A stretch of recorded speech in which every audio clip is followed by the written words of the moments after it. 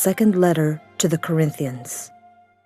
Brothers and sisters, that I, Paul, might not become too elated because of the abundance of the revelations, a thorn in the flesh was given to me, an angel of Satan, to beat me, to keep me from being too elated.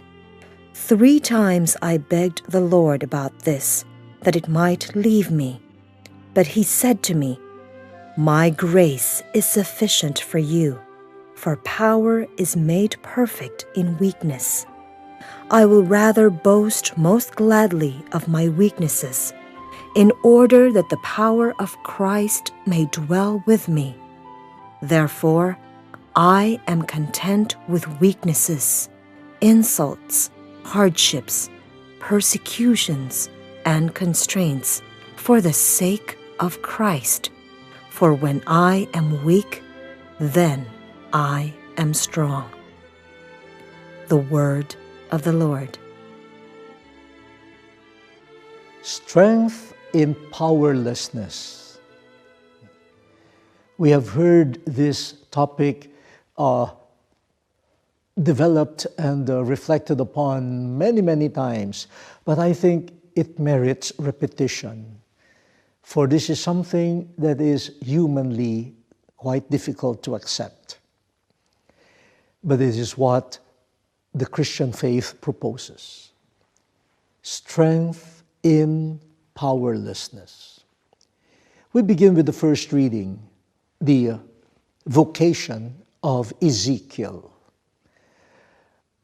Reading this, all of us would probably tremble, and some of us would scratch our head and say, "God, how could you do this?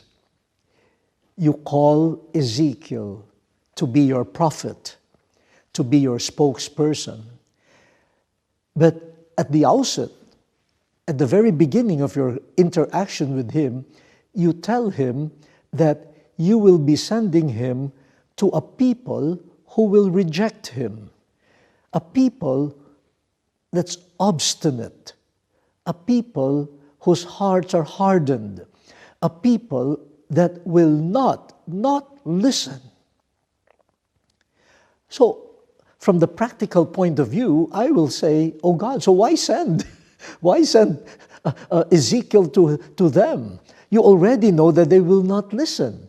You already have indicated to Ezekiel that it will not be a walk in the park, being sent to his people. But then you send, you choose, and Ezekiel goes. He begins his mission with the mark of weakness. No matter how intelligent and talented Ezekiel might be, his mission is already premised on non-acceptance. He will be weak. But there is a source of strength, not in the people, not in Ezekiel himself. The Spirit of the Lord entered Ezekiel and set his feet on the ground. It's the Spirit that will make him walk. He goes not as the strong one. He goes not as someone who can prove to God and to the others, "I will melt their hearts." No, he goes in the power of the Spirit. He bears already the difficulties that will be posed by the people and also his limitations. The Spirit of the Lord will be his strength.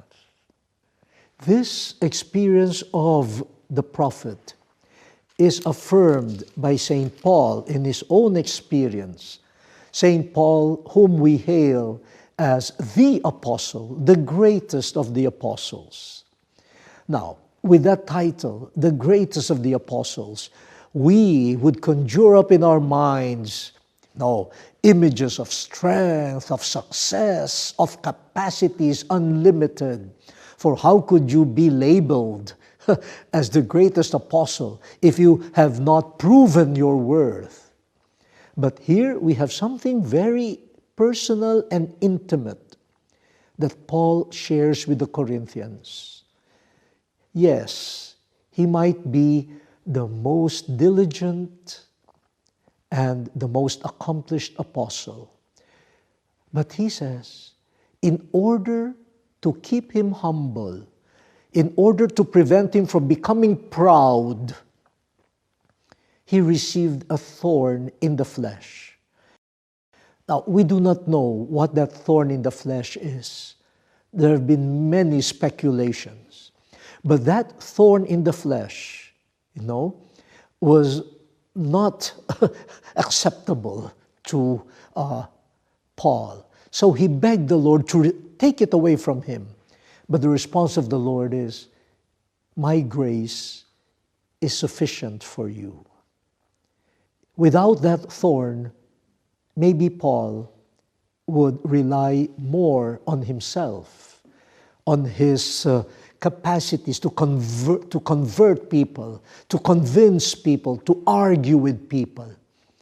But with that thorn, he realizes he may be good, but not everything depends on him. It is the grace of God that is sufficient. So Ezekiel and Paul started their mission with some limitations and weaknesses. In the experience of Ezekiel, it was the resistance brought by the people. In Paul, it was something personal, a thorn in the flesh. But in both cases, the source of strength is God, and that is sufficient for us.